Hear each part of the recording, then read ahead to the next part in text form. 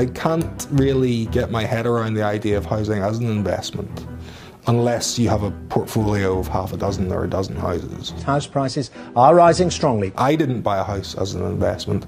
I bought a house because I was fed up with renting. People can afford more than they would have on old-style big mortgages. At the end of 2005, I thought it would be a good idea to buy a house. I approached the bank and they approved a mortgage that was about 7 times my annual salary at the time.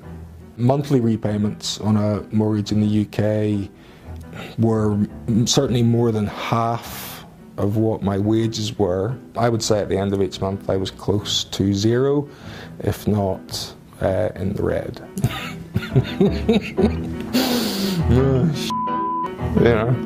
It was grim.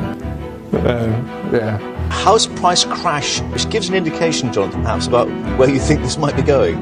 There's going to be a crash.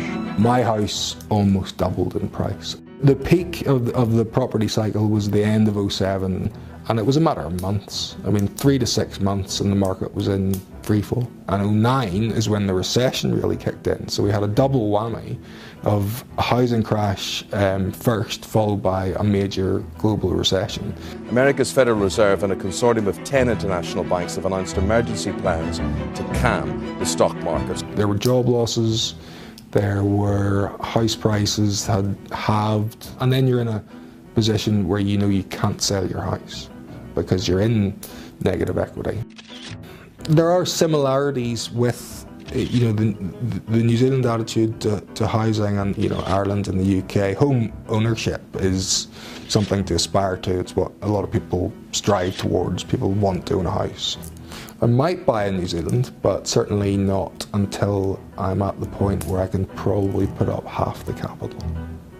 It's a bit of an obsession in a way. It's a national conversation here as much as it is in the UK or Ireland. It's just that New Zealand has never been burned or subject to the same conditions that other markets have, where they've had a complete crash.